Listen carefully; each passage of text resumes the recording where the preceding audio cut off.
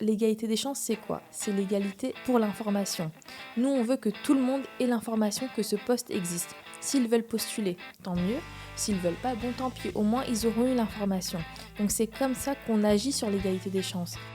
Ils pensaient que j'étais jeune lycéenne sortie de bac, donc personne ne se doutait que j'étais recruteuse. et en fait, c'est comme le jeu du loup-garou ou Among Us, en fait, il fallait deviner qui était recruteur, qui ne l'était pas. Et ils étaient tous très surpris à la fin lorsque j'ai dévoilé mon identité. Ce ne sont que des concours. Si vous les avez, c'est tant mieux. Mais si vous ne les avez pas, il ne faut pas vous remettre en question, remettre votre valeur en question. C'est pas grave, les carrières sont longues, les chemins d'accès, les chemins de traverse sont nombreux. Si ça ne marche pas par la porte, ça marchera par la fenêtre. Si ça ne marche pas par la fenêtre, ça marchera par la cheminée.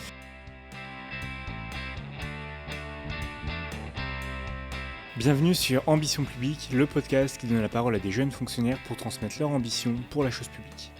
En revenant d'abord sur leur parcours personnel, on essaie de comprendre le cheminement pour devenir fonctionnaire. Ensuite, on se concentre sur leur poste et sur leurs missions actuelles dans le service public. Enfin, des conseils très personnels sont donnés pour réussir les concours. Aujourd'hui, c'est au tour d'Anne-Molle Sodicor, 29 ans, attachée d'administration de l'État à la préfecture de Seine-Saint-Denis, de revenir sur son parcours. On y parle de la COP21, de son engagement envers l'égalité des chances et surtout on explore l'univers du recrutement, de la formation et de l'attractivité. Avant de commencer, n'hésitez pas à vous abonner, à noter le podcast et à le partager à 2 personnes autour de vous si vous aimez le contenu, car ça aide pour la visibilité.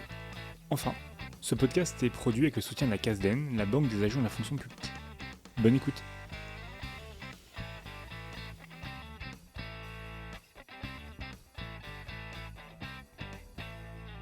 Bonjour Anne-Molle. Bonjour. Merci d'être avec nous pour parler de ton parcours. Je vais d'abord te présenter et puis on reviendra bien sûr sur ton parcours, tes missions et les conseils que tu peux nous donner. Anne-Molle Sodicor, tu es née à Bondy, en Seine-Saint-Denis, en août 1994. Tu y passeras toute ton enfance et tu commences le post-bac en 2012 avec une classe préparatoire droit économique 2 ans, en même temps qu'une licence de droit à l'université Paris-Est-Créteil. Tu y feras un Erasmus pendant la 3e année à l'université du Québec à Montréal, en droit international. À l'occasion de cet Erasmus, tu participeras notamment à une simulation des Nations Unies à New York, au siège de l'ONU. Tu intègres ensuite l'université Paris 1 Panthéon-Sorbonne en 2015 pour un master en droit international, où tu travailleras notamment 2 mois lors de la COP21 pour le ministère des Affaires étrangères. Tu poursuis l'année suivante, de 2016 à 2017, avec un LLM à l'université d'Amsterdam en droit commercial et en droit des investissements, le LLM étant une formation diplômante en droit dans une université à l'étranger. Tu rentres en France en septembre 2017 et tu feras un stage de 6 mois à la Direction générale des étrangers en France, au ministère de l'Intérieur. Enfin, pour ta dernière année dans l'enseignement supérieur, de 2018 à 2019, tu effectueras un master en études politiques et de gouvernance européenne d'1 an au Collège d'Europe à Bruges. Tu seras en stage 3 mois pendant l'été 2019 au sein du cabinet de la préfète déléguée à l'égalité des chances, en Seine-Saint-Denis, avant de préparer les concours de la fonction publique, notamment à Sciences Po. Tu réussis le concours des instituts régionaux d'administration en 2022 et tu en sors sur un poste de chef de la section des parcours professionnels et de l'attractivité à la préfecture de Seine-Saint-Denis. À côté de ça, tu es engagé pour l'égalité des chances depuis 12 ans au sein d'associations telles que Article 1 ou encore Réussir aujourd'hui. Tu as aussi été nommé au Conseil régional des jeunes d'Île-de-France entre 2017 et 2019 et pendant 1 an responsable des commissions au sein de la conférence Olivain. Anne-Molle, quel est ton plus beau souvenir sur ton parcours personnel ? Alors, c'est pas une question facile, mais si je devais chercher un souvenir, il y a un souvenir qui m'a particulièrement marqué, c'était lorsque j'avais 21 ans et je me suis retrouvée à la COP21 et j'ai donc assisté à la signature de cet accord de Paris. J'étais très contente d'y être et surtout que ça se déroulait en Seine-Saint-Denis et que rien ne me prédestinait à y être. Donc, vraiment un de mes souvenirs marquants d'avoir pu assister à cet accord. La COP21, effectivement, c'est assez fort pour la France sur la scène internationale. Comment tu as pu accéder à ces coulisses ? Qu'est-ce que tu y as fait ? Raconte-nous un petit peu. 1 an avant la COP21, j'ai découvert que se tenait la COP21 en Seine-Saint-Denis, au Bourget. Et je me suis dit, mais attends, la COP21 va se dérouler à quelques minutes de chez moi. Il n'est pas possible que je n'y participe pas. À l'époque, je voulais vraiment... je m'interrogeais beaucoup sur une carrière possible au sein de la diplomatie ou en tout cas dans le milieu des relations internationales. Et donc, j'apprends que ce sommet international se déroule à quelques pas de chez moi. Et je me dis, il faut que j'essaye d'y rentrer.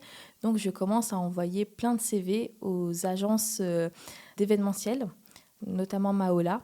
J'envoie mes CV et je devais passer l'entretien pour justement être hôtesse à la COP21. Et puis, comme je parlais quelques langues étrangères, je me disais que ça pouvait m'aider. Tu parles quelle langue ? Je parle le hindi, donc français et hindi, ce sont mes langues maternelles. Je parle l'anglais également, l'ourdou, le punjabi et l'espagnol. 6 langues. Et donc, je me suis dit, ah oui, avec 6 langues, c'est sûr, en tout cas, j'espère que je pourrais y participer. Et j'allais passer l'entretien et je reçois un message d'une de mes amies qui savait que j'étais dans cette démarche et qui me dit « Ah tiens, j'ai vu ça dans mon université, elle était dans une université de langue, Paris 3 je crois.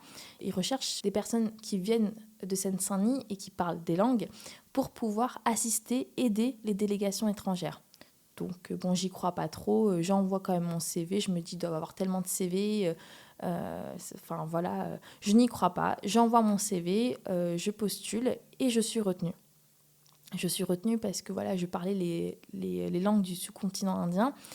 Oui, parce qu'on n'a pas précisé, mais le ourdou et le punjabi sont aussi des langues de la région Indo-Pacifique. C'est ça, exactement. En fait, ça fait partie... le hindi, le ourdou et le punjabi sont 3 des 15 langues nationales en Inde. Le ourdou étant même la langue nationale du Pakistan.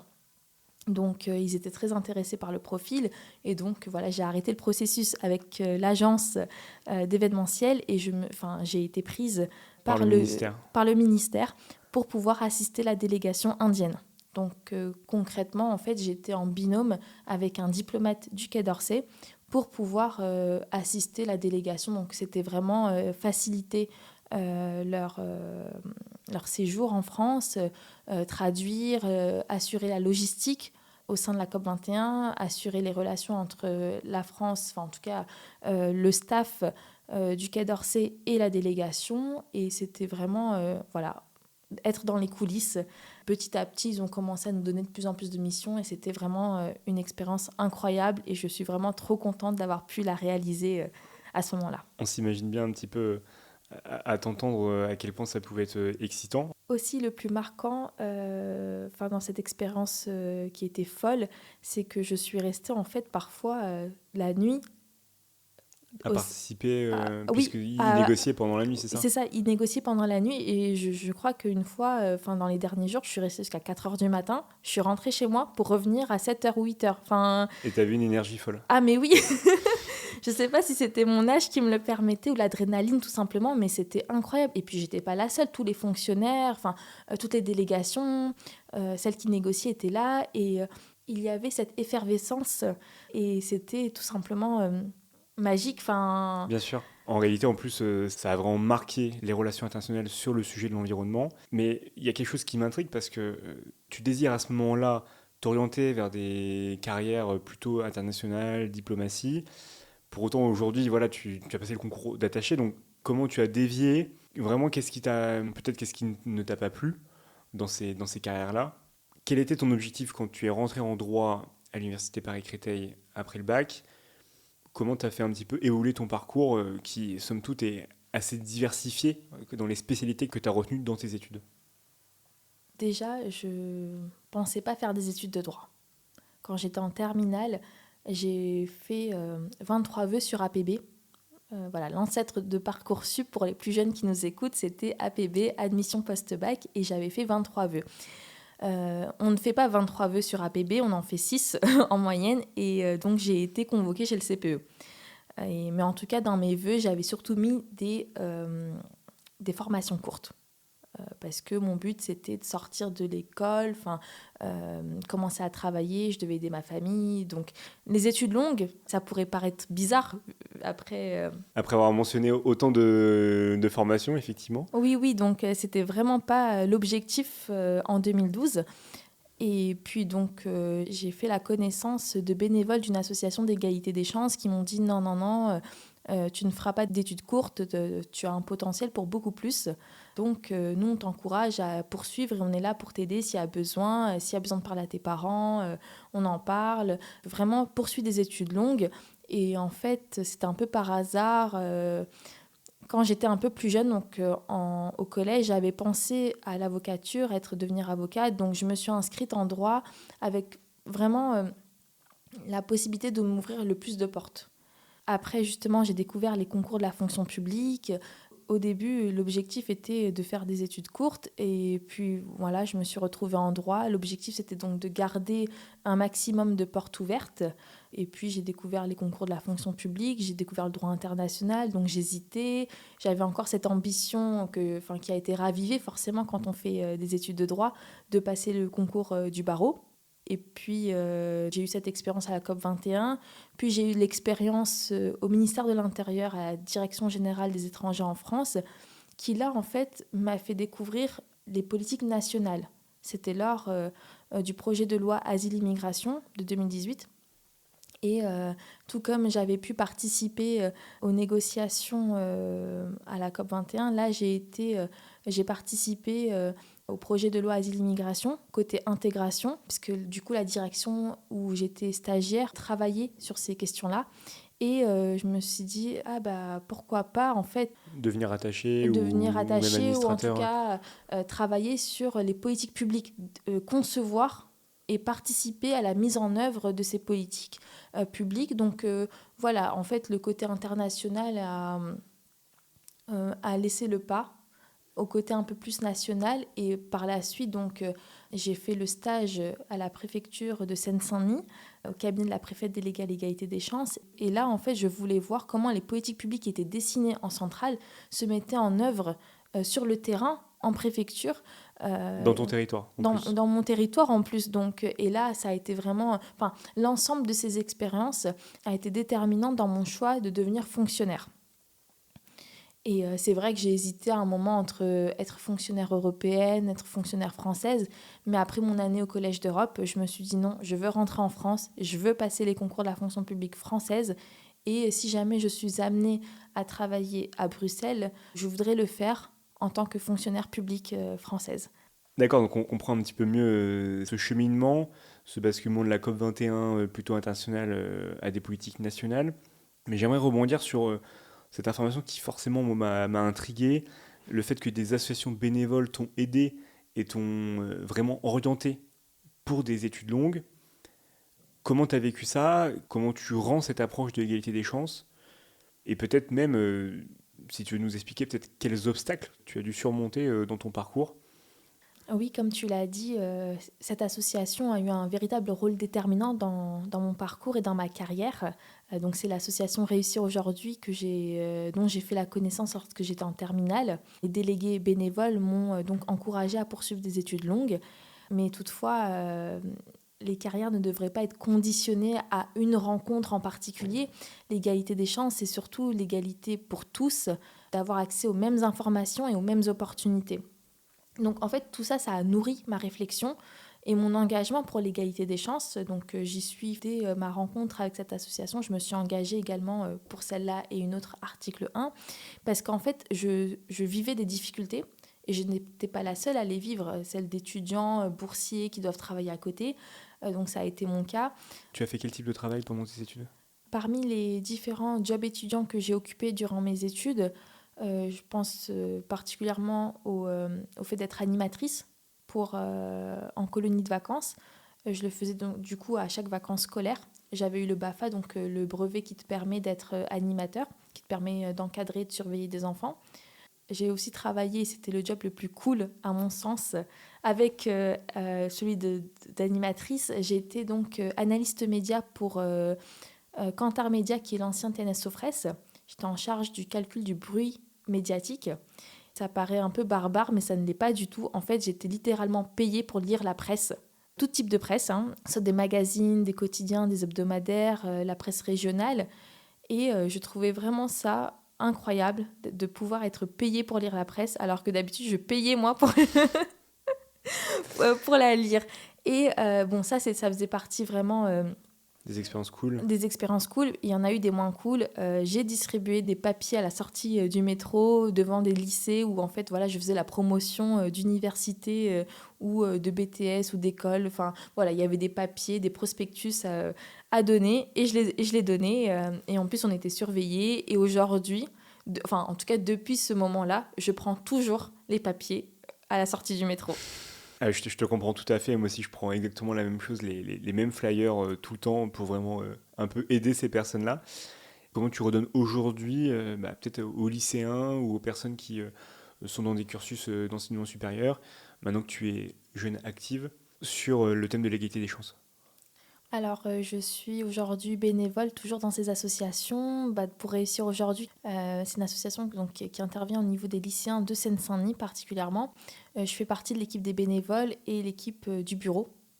C'est vrai que c'est une petite fierté pour moi d'avoir été bénéficiaire de cette association il y a plus de 12 ans et maintenant d'être au bureau et de pouvoir en fait décider d'avoir ma voix à apporter sur les questions liées à l'association, comment on oriente aussi notre action. Et mes retours sont appréciés parce que j'ai eu l'expérience de bénéficiaire. Mon engagement aujourd'hui se fait aussi par le fait d'aider des plus jeunes qui souhaitent passer les concours ou qui sont admissibles à des concours, à les aider à préparer l'oral. Donc ça me tient à cœur. Et puis enfin, surtout, mon engagement pour l'égalité des chances, je le vis au travers de mon poste à la préfecture de la Seine-Saint-Denis où je m'occupe du recrutement. Ok, mais ça, on en parlera bien sûr en partie 2 de manière beaucoup plus exhaustive. Et attention, parce que tu as dit que tu aidais les personnes pour les oraux, donc peut-être qu'après ce podcast, tu vas être encore plus sollicité. Écoute, ils peuvent m'écrire sans difficulté, soit sur Instagram, soit sur LinkedIn. Et moi, j'essaierai de répondre et de les aider au mieux comme je le fais avec les autres. Super, merci pour nos éditeurs. Est-ce qu'il y a une vraie signification pour toi d'être fonctionnaire ou tu pourrais très bien réaliser ces missions d'égalité des chances, d'accompagnement des personnes dans des associations à titre principal, où vraiment il y a une connotation, une fierté particulière d'être fonctionnaire? Parce qu'en fait, ma question que j'aime bien poser, c'est est-ce que tu voulais avant tout être fonctionnaire et puis après tu as choisi le thème de ton action, ou alors c'est vraiment l'action d'abord et il se trouve que, ah bah tiens, la fonction publique répond aussi à cette demande, donc ça peut être une solution. Alors, mon but, c'était pas forcément de travailler dans l'égalité des chances. Mon engagement, en fait, pour l'égalité des chances, je l'ai toujours vu en dehors de ma carrière. Je dirais oui, il était important pour moi d'être fonctionnaire parce que ça a été des représentants de l'État, qu'il s'agisse de professeurs ou justement les délégués de cette association qui étaient tous en fait des fonctionnaires qui m'ont aidé. Je voulais à mon tour en fait tout simplement leur ressembler, être moi aussi représentante de l'État et participer à l'action publique. Mais je me suis un peu auto-censurée. Je me disais, bon, les concours, c'est pas pour moi, ça doit être très très difficile de les passer. Enfin, vraiment, il y avait une sorte de. C'était dans un coin de ma tête, mais je pensais que c'était pas pour moi. Donc voilà, c'est pour ça aussi que je me suis un peu cherchée durant mes études. Et en fait, dans ma volonté de travailler pour la fonction publique, c'était surtout travailler pour l'intérêt général. Concevoir, mettre en œuvre l'action publique, l'action de l'État, l'action de l'État en Seine-Saint-Denis aussi. Donc, et puis, très modestement aussi apporter mon regard sur la conception des politiques publiques, parce que parfois il y a des petits angles morts. Et je me suis dit, pourquoi pas, moi aussi, contribuer à ces politiques publiques. Avec ton regard peut-être un petit peu différent, ou en tout cas de ton parcours, fruit de ton Oui, parcours, pouvoir contribuer à ta juste valeur, d'accord. exactement. Et moi, c'était pas du tout prévu que je sois dans le recrutement au sein de la fonction publique. C'est un peu le fruit du hasard. Moi, je voulais travailler pour le ministère de l'Intérieur en préfecture et si possible la préfecture de la Seine-Saint-Denis. Et j'ai eu beaucoup de chance, c'est que lorsque les postes sont sortis à l'IRA de Metz, en fait, il y avait ce poste-là, le poste de chef de section parcours professionnel et attractivité. Et c'était en Seine-Saint-Denis, donc en fait ça correspondait à ma volonté de retourner en Seine-Saint-Denis en préfecture. Et je me suis dit, et c'est le cas en fait, c'est que ce poste me permet d'allier mon engagement pour l'égalité des chances avec mon engagement professionnel. Dans le recrutement que je fais avec mon équipe, en fait, on essaie vraiment de mettre en place des vecteurs d'égalité des chances. Donc tu as eu un petit peu de chance d'avoir ce poste-là en sortie de ton IRA sur ta promo. mais on y reviendra bien sûr dans la partie 2. Et donc avant de conclure cette partie 1, la question traditionnelle, un objet, une œuvre d'art, un livre, un film qui est signifiant pour toi et qui, d'une certaine manière, représente aussi ton action sur ton poste aujourd'hui à la préfecture. Alors, j'ai apporté le livre avec moi, donc les auditeurs ne peuvent pas le voir, mais c'est Préfet des autres de Jean-Christophe Parisot. Ça raconte l'histoire de Monsieur Parisot, qui en fait est le premier tétraplégique diplômé de Sciences Po, qui est donc devenu sous-préfet. Il raconte donc son parcours, les obstacles et comment il a pu les surmonter, comment il a en fait travaillé sur le thème de l'exclusion, son parcours en tant que secrétaire général de la préfecture du Lot. Donc, je sais pas, ça a été vraiment une belle lecture et une lecture qui m'a donné envie aussi de poursuivre et qui m'a véritablement inspirée et émue. D'accord, plutôt une approche autobiographique et avec forcément l'action de l'État, des illustrations, avec un handicap qu'il a utilisé comme une force. Et bien sûr, pour tous les auditeurs qui sont intéressés par les sujets du régalien ou de l'action de l'État sur le territoire, ça en constitue sans doute une des prochaines lectures. Et bien on va basculer sur la partie 2, sur ton métier et tes missions.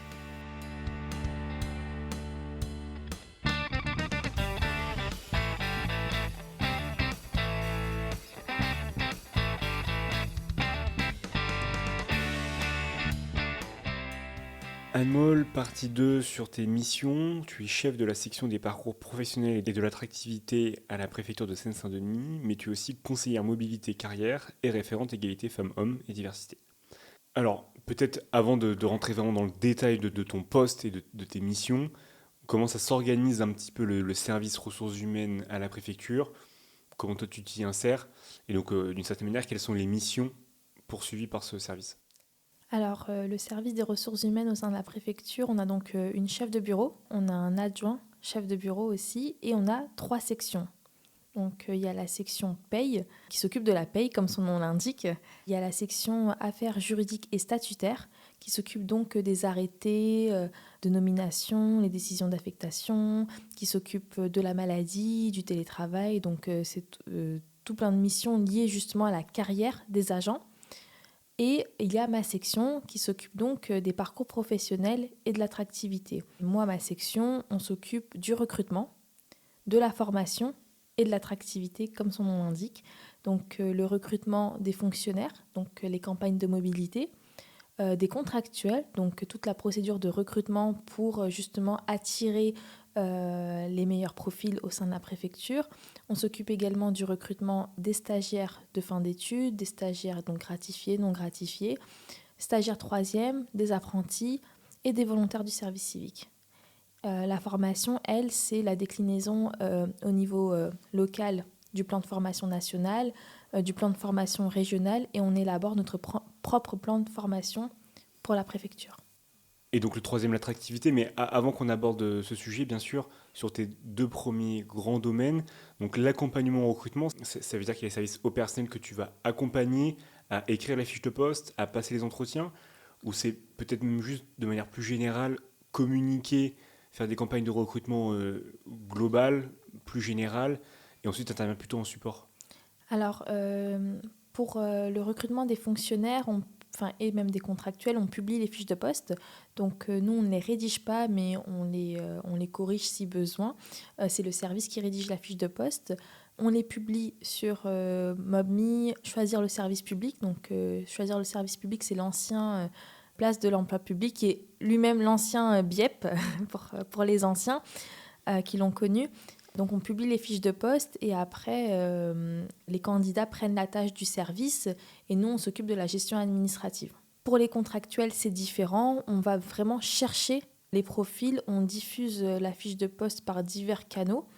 Et c'est justement là qu'intervient l'égalité des chances, qu'on essaie vraiment de la diffuser à un public de plus en plus large. On participe à des forums emploi pour les personnes en situation de handicap. On fait des partenariats avec des universités du territoire, donc Paris 8, Paris 13, pour justement que les étudiants de la Seine-Saint-Denis puissent également avoir accès à ces fiches de poste.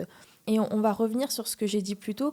Moi, mon engagement pour l'égalité des chances, en fait, c'est par mon poste que je le vis au quotidien. Moi, j'ai souhaité, avec mon équipe, vraiment mettre l'accent sur les écoles du territoire, créer des partenariats avec eux, leur diffuser les fiches de poste.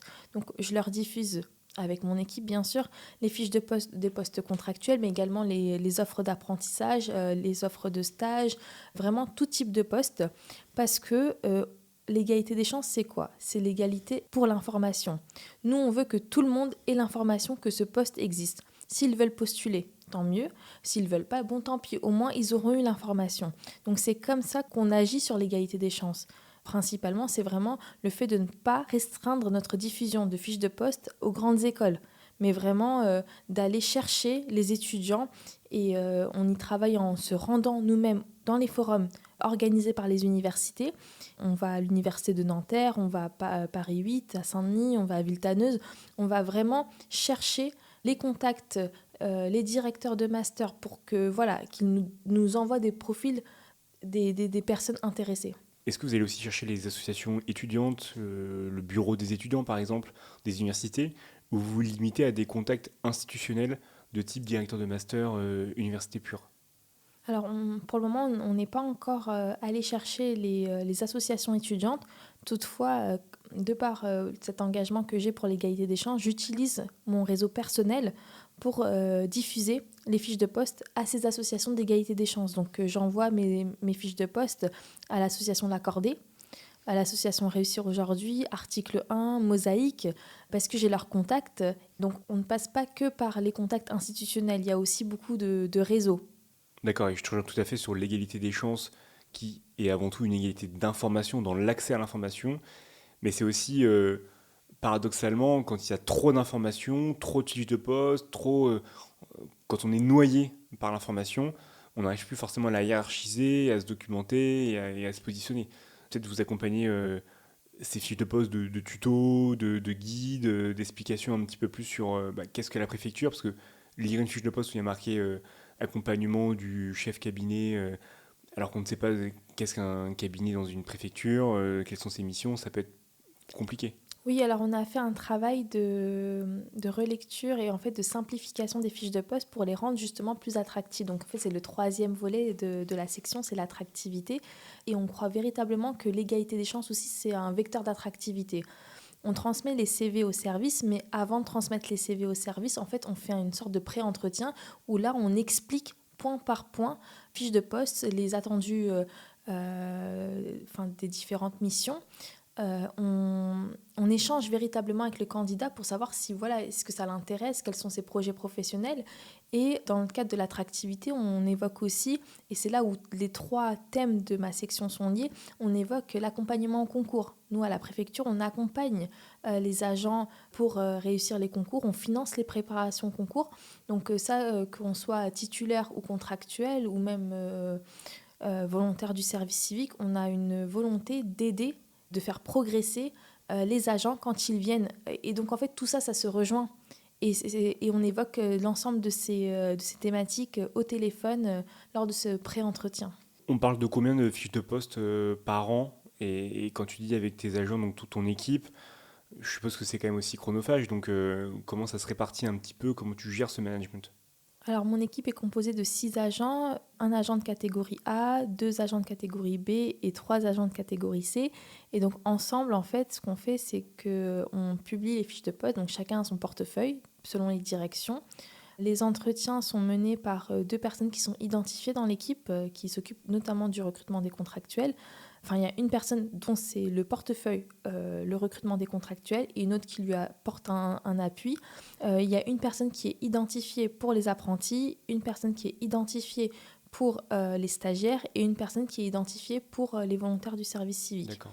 Et puis pour la publication des fiches de poste, chacun a son portefeuille et ses directions. Donc c'est un travail collectif, mais en même temps, chacun a son périmètre. Et en termes d'ordre de grandeur, en nombre de recrutements par an, ça s'apparente à combien? Alors, la préfecture comporte 700 agents, mais au total, 1000 agents dépendent du service des ressources humaines. On est à près de 200 recrutements par an.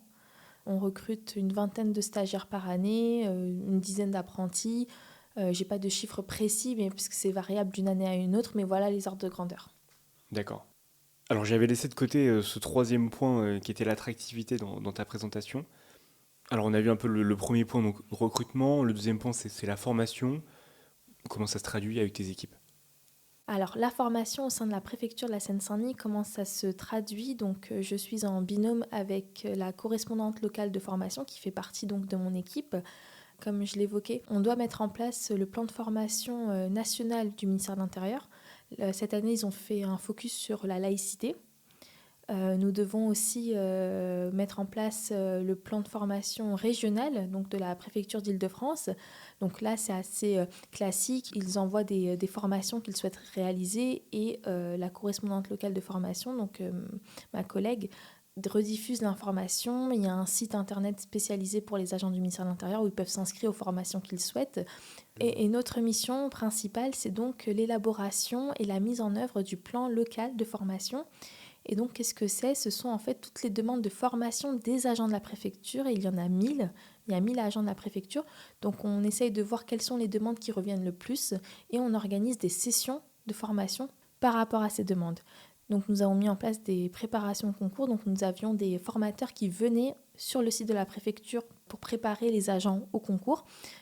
Nous avons aussi mis en place, et cela me tenait à cœur, des formations de lutte contre les violences sexistes et sexuelles au travail. Et par rapport à cette formation-là, c'était une formation créée par le ministère de l'Intérieur pour les managers, pour justement éviter que des situations problématiques se produisent, mais aussi en fait comment le manager ou l'encadrant doit accueillir la parole de la personne victime de ces agissements, ou comment il doit accompagner. Ou être le premier niveau, peut-être en tout cas Exactement. recevoir la parole. Oui, c'est ça, totalement. Donc, on a mis en place cette formation et ça me tenait à cœur, justement, dans le cadre de mes fonctions de référente égalité femmes-hommes. Et enfin, dans le cadre de la formation et toujours dans le cadre de l'égalité des chances, ce qu'on fait, en fait, c'est qu'on accompagne les agents qui préparent les concours. Non seulement on finance les préparations au concours, on amène des formateurs, mais dès que l'agent, qu'il soit contractuel, volontaire du service civique, est admissible à un concours, nous, on sollicite notre vivier de personnes qui ont déjà eu ce concours au sein de la préfecture, donc de manière totalement volontaire et bénévole. Et nous avons à chaque fois donc, des personnes qui répondent présentes pour aider et faire passer des oraux blancs. Donc sur le temps de travail, en fait. Sur Ça veut le dire temps de que travail. voilà, on autorise un petit peu d'avoir une absence sur une après-midi, d'en faire passer plusieurs, Oui, etc. exactement. Et on a beaucoup de chance parce que les collègues sont très solidaires et ça nous prend... l'année dernière, c'est vrai que le mois de juin, on avait chaque soir des oraux. Ça peut être sur la pause déjeuner, le soir, parfois sur le temps de travail. Mais on organise ces oraux et les agents sont demandeurs. Non seulement de pouvoir participer à ces oraux, d'être jury blanc, mais aussi de pouvoir en bénéficier. Et parfois, on avait le cas d'un agent qui passait un concours du ministère de l'Éducation nationale et pourtant, on a fait nos recherches, on a voulu lui proposer l'oral blanc qui convenait pour qu'elle puisse réussir ce concours, alors même que nous sommes au ministère de l'Intérieur. Et elle l'a eu? Oui, mais c'était un concours interministériel, donc il y avait aussi des postes pour le ministère de l'Intérieur. D'accord. Ok. Et sur le troisième volet, l'attractivité, qu'est-ce que tu peux nous dire là-dessus? Est-ce que vous avez développé une sorte de marque employeur? Moi, j'avoue que j'en vois beaucoup en ce moment sur LinkedIn, etc. Le Nord développe une marque employeur, même l'État avec Choisir le service public, qui a vraiment été totalement une chose nouvelle, une rénovation depuis 2 ans, il me semble. Est-ce que vous avez développé votre propre marque employeur sur l'attractivité? Alors, nous sommes dépendants du ministère de l'Intérieur, donc de l'administration centrale. Nous ne pouvons pas, à proprement parler, développer une marque employeur, mais c'est vrai qu'on a développé, une réputation qui est que la préfecture de la Seine-Saint-Denis, c'est un laboratoire d'idées. Donc, nous sommes la première préfecture en France qui bénéficie de la prime de fidélisation territoriale, qui était à 10 000 euros, qui passe à 12 000 euros. Tout agent, qu'il soit fonctionnaire ou contractuel, aura 12 000 euros à la fin des 5 années de service au sein de la préfecture de la Seine-Saint-Denis. À côté de ça, il y a aussi l'ITM, donc c'est l'indemnité temporaire de mobilité, qui peut se cumuler avec la première prime. Et l'ITM, c'est entre 6 000 et 8 000 euros sur certains postes. Donc, en restant en Seine-Saint-Denis pendant 5 ans, vous pouvez à la fin avoir 20 000 euros. Et moi, je dis aux jeunes ou autres que je rencontre lors des forums emploi, je leur dis, écoutez, ça peut être un premier rapport, ça peut être un beau voyage, donc n'hésitez pas, venez en Seine-Saint-Denis. On partage ce qui se fait, ce qui est mis en place par l'État pour la Seine-Saint-Denis, et en partageant en fait ces initiatives, ça contribue à la marque employeur. La marque employeur, on sait du coup qu'en venant en Seine-Saint-Denis, il y a cette prime, il y a l'ITM. Je parle aussi de la cantine qui a un tarif imbattable de 2,60 € et on y mange très bien. Vraiment, on a des pokéballs. Donc voilà, en fait, c'est vraiment tous ces petits trucs que l'on évoque lors d'entretiens. Qui améliore la qualité de vie, en fait. Oui, exactement, qui améliore fortement la qualité de vie. Et j'ai évoqué le fait que la préfecture, la Seine-Saint-Denis était un laboratoire, et véritablement, même là, ma participation aujourd'hui... Tu as été fortement encouragée aussi par, Oui, par ta hiérarchie. J'ai été fortement encouragée par ma hiérarchie à participer à ce podcast, et tout comme d'autres interventions que je peux faire. Donc non, je pense que ça se joue là aussi. Après, pour la marque Choisir le service public, c'est vrai que moi, lorsque je publie les fiches de poste, il m'arrive d'écrire Choisir le service public, choisir la Seine-Saint-Denis. Ok, donc tu copies, Oui. mais ça fonctionne en tout cas. Puisque... Ça fonctionne, oui. Okay. D'accord. Donc ça, c'est le volet attractivité qui se retrouve d'une certaine manière dans le recrutement, dans la formation, et puis aussi dans tous ces avantages matériels, du quotidien. Oui, en fait, toutes les trois missions de cette section sont liées, parce qu'en fait, l'attractivité, elle est nourrie par la formation et par le recrutement et par tout ce qu'on propose, donc par le package, comme on dit. Que vous proposez qu'on propose. à vos agents Oui. ou futurs agents. C'est ça. Tu as aussi le titre de conseillère mobilité carrière. À quoi ça correspond ? Conseillère mobilité carrière, ou plus simplement CMC, j'accueille les agents qui le souhaitent. Je les reçois en entretien pour évoquer avec eux leur carrière ou leur demande de mobilité. Donc voilà, ça fait partie de mes missions. Je les aide parfois à revoir leur CV, leur lettre de motivation. Parfois, je les rédige avec eux. Si j'ai connaissance d'un poste qui va se libérer, qui pourrait les intéresser, je leur envoie la fiche de poste. Voilà, c'est un peu... Le conseil d'orientation du exactement, lycée, mais version préfecture. D'accord, ok. Et ça, tu veux dire que ça te prend combien de temps dans ta semaine sur ton portefeuille ? Alors, mon portefeuille, véritablement, c'est être chef de section parcours professionnel attractivité et l'encadrement de ma section. Donc, ça me prend du temps d'être CMC, mais c'est une toute petite partie de mes missions. C'est généralement la demande des agents. Donc, parfois, j'ai des demandes, parfois, j'en ai pas. J'essaie de faire au moins 2 entretiens par semaine. D'accord. Et enfin, ta troisième casquette, référente égalité femmes-hommes et diversité. Oui. Comment ça se traduit matériellement ? Est-ce que tu as des relais, en tout cas, dans les directions ? Ou est-ce que c'est seulement à ton niveau que tu agis ? Voilà, comment ça se passe ? Alors, il n'y a pas de réseau interne PREF. Toutefois, un réseau existe. C'est le réseau des référents égalité femmes-hommes au niveau de l'Île-de-France. On se réunit 1 à 2 fois par an. Et donc, c'est plutôt dans ce sens-là. Moi, dans le cadre de mes missions référentes égalité femmes-hommes, c'est surtout recevoir les agents qui seraient victimes de violences sexistes ou sexuelles et de les accompagner. D'accord, donc tu reçois ces personnes avec cette casquette-là. J'espère bien sûr qu'elles ne sont pas nombreuses. Et ça nous permet de rendre un peu plus concret. Parce que pour certaines mises en situation professionnelle au concours, il y a ce sujet du harcèlement moral, harcèlement sexuel. Qu'est-ce qu'on fait quand on est chef de bureau et qu'on a un agent qui vient s'ouvrir à nous là-dessus ? Et une des réponses, c'est bien sûr de contacter les services ressources humaines et de voir avec eux comment gérer cette situation. Et donc là, on a l'exemple concret qu'effectivement, vous, en tout cas, à votre niveau, après, ça dépend bien sûr de chaque situation, mais les services RH vont recevoir la personne, l'accompagner et potentiellement garder dans la boucle ou pas le chef de bureau de l'agent concerné, mais vraiment un accompagnement dédié, je pense, très rapide. Vraiment, c'est de la gestion de crise. Totalement. Maintenant, j'aimerais revenir sur une distinction qu'on fait souvent pour les attachés, qui sont plutôt les missions support et les missions opérationnelles. Ta fonction RH, on va dire par principe, est une fonction support, mais est-ce que pour autant, toi, tu la vis dans ton quotidien comme une fonction politique publique mise en œuvre opérationnelle ? Et si j'insiste un peu là-dessus, c'est parce que, bon, en tout cas, moi, quand j'étais support juridique, j'avais cette impression qu'on était surtout en attente des services qui nous proposaient des choses et qui, derrière nous, on les accompagnait, mais qu'on n'était pas forcément porteurs. Et donc, est-ce que toi, tu es dans cette situation-là, en fait ? Alors c'est vrai, tu as raison de rappeler que les ressources humaines sont une fonction support et donc on est là pour aider et accompagner les services et les agents. Nous, nos usagers, en fait, ce sont les agents de la préfecture. Toutefois, avec cette thématique d'attractivité, moi je dirais même qu'on est sur une politique publique. On est sur une politique publique d'attirer les talents, comme on dit, de les fidéliser. Et là, c'est toute une réflexion stratégique qu'on a et qu'on continue d'avoir pour cela. Et au final, après, avec le recul que tu as sur ton poste, est-ce que c'est difficile de recruter, d'attirer en Seine-Saint-Denis? Alors, il faut savoir que la fonction publique dans son ensemble traverse en fait une crise d'attractivité. C'est d'ailleurs pour ça qu'on a lancé le salon Choisir le service public, qui a eu tous ces moyens mis en place pour rendre plus attractive la fonction publique. Et en Seine-Saint-Denis, c'est vrai, on pourrait dire que on souffre d'un double déficit d'attractivité, déjà celui de la fonction publique, mais en plus par l'image même du territoire qui est dépeinte à tort dans certains médias ou dans l'opinion publique.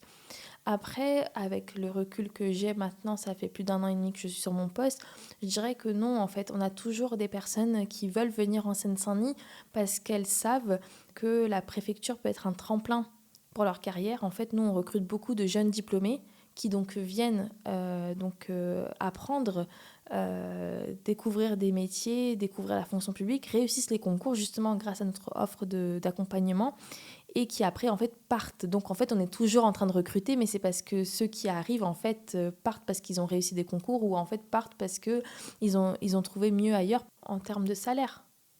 Et c'est vrai que nous, la fonction publique, on ne peut pas rivaliser avec certaines offres d'emploi du privé. Ouais, et c'est vrai que ce que tu dépeignais tout à l'heure sur le laboratoire d'idées rejoint un peu ce terrain d'expérimentation, mission élargie, mission originale, et donc identifié comme un tremplin pour après, derrière, fort de cette expérience-là, pouvoir aussi apporter sur les autres territoires, sur les autres postes, Oui, leur expérience de ce passage. oui, totalement, c'est un véritable tremplin parce que tout le monde connaît la Seine-Saint-Denis, sait que la Seine-Saint-Denis, c'est un territoire qui concentre beaucoup de difficultés, des défis, enfin en tout cas déjà des difficultés socio-économiques, c'est un des territoires les plus pauvres de France, l'un des territoires où, si ce n'est le territoire le plus jeune, donc c'est une mosaïque de défis, de culture aussi, donc passer par la Seine-Saint-Denis, ça peut être véritablement porteur pour la carrière. Et donc, voilà, c'est ce qu'on dit aux agents qu'on souhaite recruter, mais je pense qu'ils en ont conscience aussi parce qu'une expérience en Seine-Saint-Denis peut être très vendeuse par la suite. Tu parles de défis et bien sûr d'originalité. Est-ce que tu as un dossier concret où tu as senti que tu étais sur des choses quand même assez innovantes et où tu as pu te faire plaisir? Le Pôle emploi de Bobigny, donc maintenant France Travail, l'an dernier a organisé une journée du stade vers l'emploi où en fait des recruteurs rencontraient des demandeurs d'emploi de manière anonyme et en fait on faisait du sport tous ensemble. Mais il ne fallait pas dire qui était recruteur et qui était demandeur d'emploi. Et donc j'ai trouvé ça très drôle d'y participer. J'y ai participé avec la sous-préfète de l'arrondissement de Bobigny. Donc on a fait du rugby avec les demandeurs d'emploi. Bien sûr, ils pensaient que j'étais jeune lycéenne sortie de bac, donc personne ne se doutait que j'étais recruteuse. Recruteuse.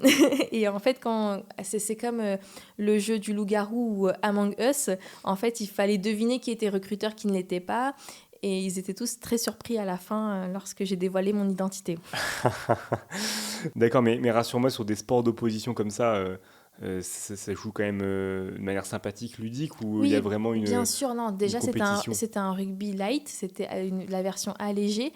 Et puis, en fait, le but, c'était de découvrir l'autre, les autres, de manière, en tout cas en dehors du carcan traditionnel de l'entretien de recrutement. D'accord. Donc, ça te permettait de voir qui était motivé, qui en fait, Ah, du leadership. avait du leadership exactement, ou alors qui était un peu plus en retrait, qui gardait ses écouteurs. J'en ai vu et je me suis dit, ah non, j'ai pas trop envie de recruter cette personne qui en fait n'enlève même pas ses écouteurs lorsqu'on joue tous ensemble. Donc c'était vraiment, ça démystifiait l'entretien parce qu'en fait, donc le matin, il y avait le jeu et l'après-midi, on faisait du job dating. Donc tu revoyais les mêmes têtes et puis voilà, j'ai pu prendre quelques CV avec moi. D'accord, donc expérience assez originale et chose à peine imaginer la tête des personnes qui ont été prises au dépourvu quand elles se sont dit, mais ah d'accord, en fait, elle recrute à la préfecture de Seine-Saint-Denis, donc peut-être que j'ai fait fausse route depuis le début. Et sur cette touche d'humour, on bascule sur la partie 3, sur les conseils que tu peux nous donner, autant professionnels que sur les concours.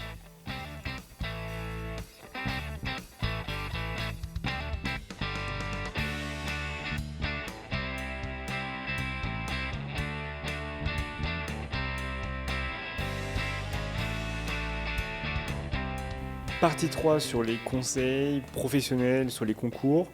Donc je commence toujours par cette question, une anecdote, un conseil professionnel que tu peux tirer d'une situation dans laquelle tu as pu être mise en difficulté. Qu'est-ce que tu peux nous partager là-dessus ?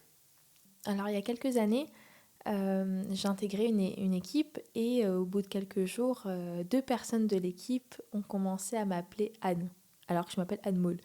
Euh, et donc, tout simplement, en fait, j'ai dit que je m'appelais Anne Maul et pas Anne.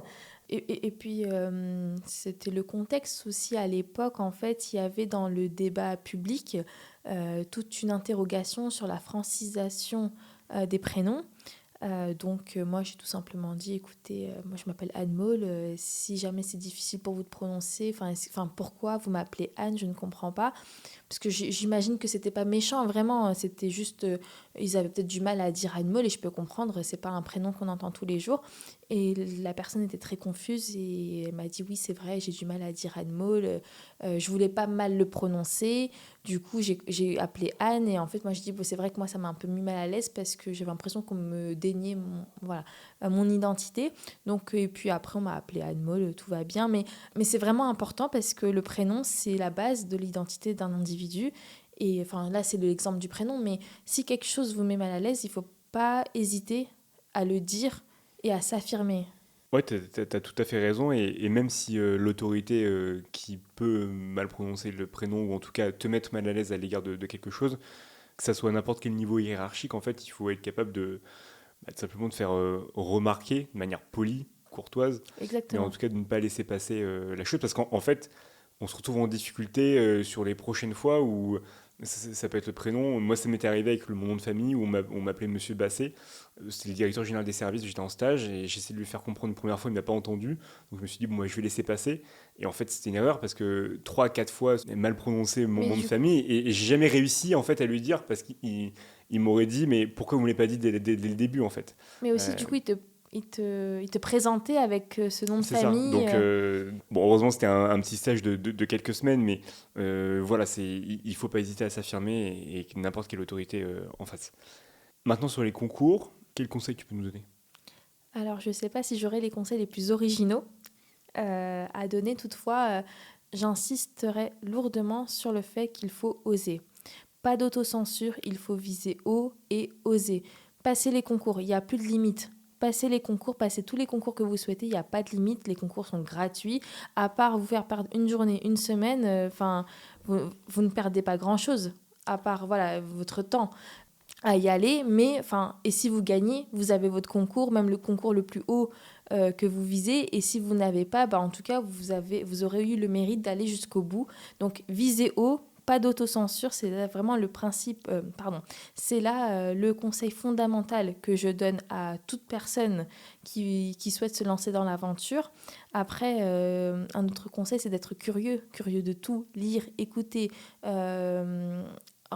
voilà, même des choses qui sont pas en lien avec le concours visé, il faut vraiment garder l'esprit ouvert. Si vous pouvez contacter les personnes qui ont eu le parcours qui vous fait rêver, contactez-les. Les personnes adorent échanger, donner des conseils. Les gens se sentent flattés aussi d'avoir cette opportunité, donc n'hésitez pas. Au pire, qu'est-ce que vous perdez ? Vous ne perdez rien, vous envoyez votre message, ok, vous avez un vu, bon, c'est pas grave, vous écrivez à quelqu'un d'autre, peut-être la personne, elle est occupée, mais au moins, si ça persévère, vous aurez le retour de quelqu'un, vous pourrez échanger avec la personne, vous pourrez avoir son point de vue. Donc non, en fait, vous avez tout à gagner, donc n'hésitez pas. Et enfin, je dirais de travailler selon son rythme, ça ne sert à rien. Et j'ai testé de copier le rythme de quelqu'un d'autre ou de vouloir absolument travailler avec telle personne et donc voilà, de copier son rythme. Non, on a chacun un rythme personnel et on peut ne pas être... ne pas avoir de rythme qui soit synchronisé, c'est pas grave, chacun son rythme. Et puis enfin, ce ne sont que des concours. Si vous les avez, c'est tant mieux.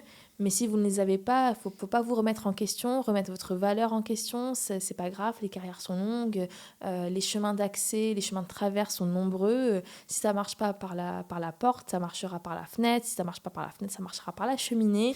Ne vous découragez surtout pas. Donc poursuivez, visez haut, soyez curieux. Voilà quelques modestes conseils que je peux donner. Je te rejoins tout à fait, bien sûr, sur ces 4 conseils. Et tu les as parfaitement expliqués. Et même ton parcours aussi l'explique tout à fait et le justifie, le légitime. Et c'est aussi un conseil que je donne plus en détail sur l'épisode prépa concours, mais se connaître sur comment on révise, comment on apprend, ne pas forcément se coller à d'autres personnes qui sont du matin, sont du soir, ont une mémoire auditive, mémoire visuelle, etc. Tout ça, effectivement, il faut se connaître et se concentrer là-dessus et investir en fait les terrains où on est fort et tout simplement ne pas copier. Est-ce que tu as un livre à conseiller, que ce soit pour la préparation des concours, mais de manière générale, un livre qui t'a marqué ? Oui, alors je conseillerais Regard sur un monde actuel de Paul Valéry, qui peut donner pas mal de billes sur plein de sujets possibles pour les concours et notamment pour les sujets de culture générale. Donc je sais qu'il y a une réforme des concours de la haute fonction publique, mais en tout cas, si vous avez une épreuve de culture générale, n'hésitez pas à lire ce livre qui est très court, mais qui donne en fait des billes et des citations surtout sur une grande diversité de sujets qui sera très certainement très utile dans votre préparation. Parfait, un livre de plus à lire pour nos auditeurs. On arrive à la fin de ce podcast. Est-ce que tu as un dernier mot, quelque chose que tu veux ajouter ? Bon, je vais me répéter, mais pas d'autocensure, s'il vous plaît. Visez haut, visez même très haut. C'est vrai que moi, ça m'a joué des tours de m'autocensurer. Donc vraiment, si je peux conseiller, c'est de ne pas le faire. Je vais emprunter quelques mots d'un poète que tout le monde cite, René Char, qui dit « Impose ta chance, serre ton bonheur et va vers ton risque. À te regarder, ils s'habitueront. » Super, magnifique. Eh ben, je te remercie beaucoup, Anne-Maud, pour ce temps que tu nous as consacré à nous parler de ton parcours. Merci à toi de m'avoir invité. Je t'en prie et on se dit à bientôt pour de nouveaux épisodes.